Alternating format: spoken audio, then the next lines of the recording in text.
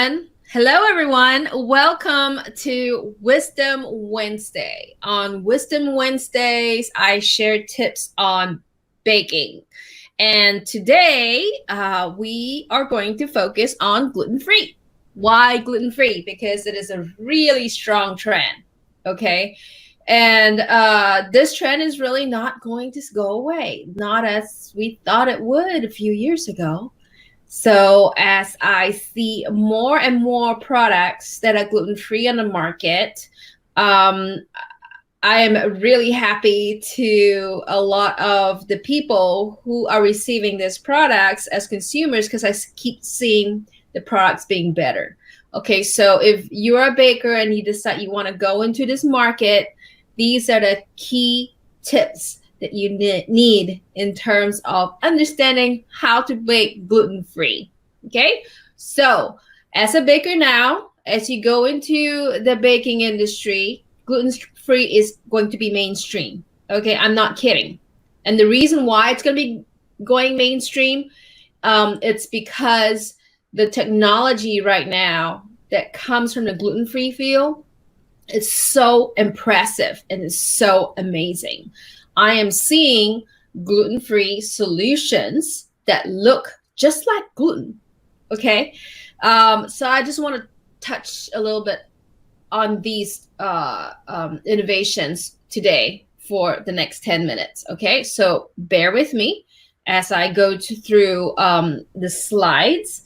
And I would like to point out that the link is below on the Baker View that's coming up later this month. You can join us. It is going to be a gluten-free presentation hosted and sponsored by Grain Millers.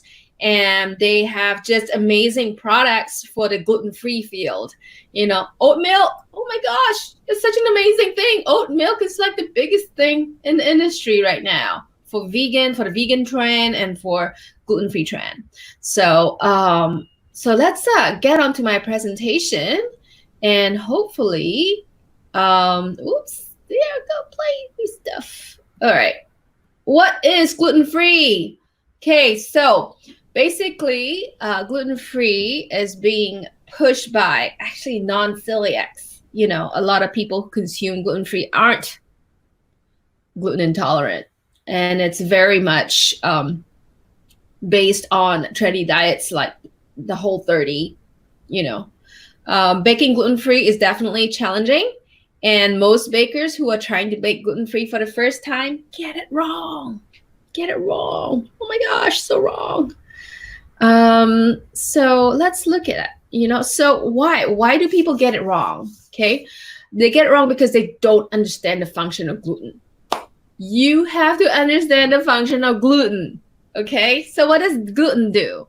It does three things: extensibility, elasticity, and viscosity. Okay, so what is its elasticity? It's the snapback. You pull something, it snapbacks.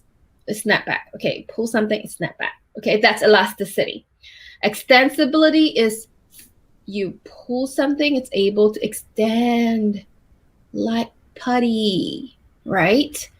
That is the very, very particular characteristic of gluten is you pull it and it slowly extends, right? Without breaking. That's important. Okay. The third part is viscosity. Okay. So basically the ability to create that viscoelastic flow to trap the air, to maintain the acids and the alcohol. That is where the magic is. Okay. So let's go into the techniques of why is gluten so important. Okay. Function of gluten. Okay. So the two main portions of gluten that you need to look for. And if you need more information, this is obviously on bakerpedia.com. Look up gluten and you should be able to find this information. So gliadin. Gliadin is the portion of the gluten that is flowable. You know, has no memory, has no resistance, so it flows really well. Okay. What is glutenin? Glutenin is the part where it gives the elasticity, the snapback. Pull it, snapback. Okay, so vital wheat gluten proteins consist both of these proteins to be able to provide the viscoelastic feel to gluten. Okay, and the reason why emulsifiers like SSL and Datum works is because they work on these portions to make them stronger. Okay, so remember, if you're using SSL and Datum in gluten-free, you got to ask yourself why you do that. Those are gluten-based ingredients. Don't do that. Okay, don't use SSL and Datum in gluten-free systems unless you have a special technology that you had to talk to me about. But basically, SSL and Datum is not going to work based on the functionality on the gluten proteins, okay, which are none in gluten-free systems. Okay, so in the seminar, we are also going to focus on physical properties and how to replace them. So as with many other baking systems, it's not just a plug and play situation, right? You can't just take out the gluten and just put in one magical ingredient. Okay, one magical ingredient, take out gluten. It doesn't work that way. It's many magical ingredient, take out gluten. Okay, so the reason is this. Okay, elasticity.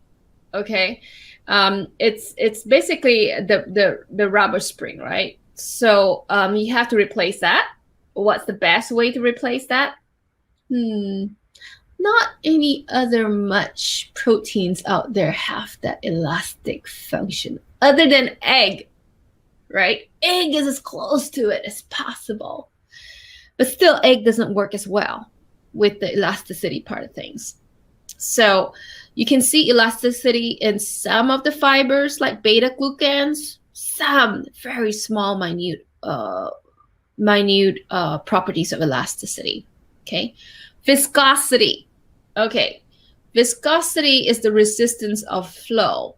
You know, basically peanut butter is more viscous than water. Okay, so that's easy.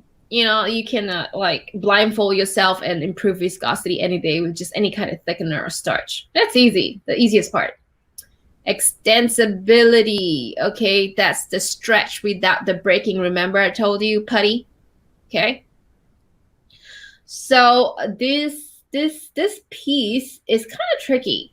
I've seen this particular quality in modified starches and pre-gels, okay, but still not as good as gluten, right? Seen this really amazing innovation called ReoFlex, and it's pretty impressive. And I will talk about it a little bit more in the seminar, ReoFlex, okay? So 3 things: elasticity, viscosity, extensibility. You have to replace all 3 characteristics of gluten for gluten-free baking, okay? So that's the biggest challenge, right? How are you going to do that? Okay, so basically, when you replace the function of gluten, you need to make sure that you're providing a strong network. And this is especially important in breads, rolls, bagels, pretzels, okay? Need to make sure the strong network's there. Not so important in cookies and cakes. And that's why cookies and cakes is so much easier to do for gluten-free baking. So bread is so difficult, okay? Make sure that when you replace gluten, you provide a viscous flow, okay? A network and viscous flow that will hold in the carbon dioxide within this network when the yeast goes to work, okay? This way it will create the volume, okay? With good volume comes good springy texture that feels just like a gluten product, okay? So these are the key functions of gluten. And I hope this gives you a scientific point of view on how you can replace gluten in gluten-free systems. Okay, so do you want to learn more? Do you know where to go? To the link below to sign up. Okay, sign up for our free Baker View interactive online seminar and come learn more about gluten-free baking. And really, really, really kudos and shout out to grain millers. Okay, awesome gluten-free supplier. Okay, without them, we are not able to do the good work we do at Bakerpedia. And definitely we can't provide this class to you for free. Okay, so thank you, grain millers, for making this gluten-free class free for everyone who wants to learn about gluten-free. Okay, so thank you so much for coming on my Wisdom Wednesday, and I will see you soon. Bye.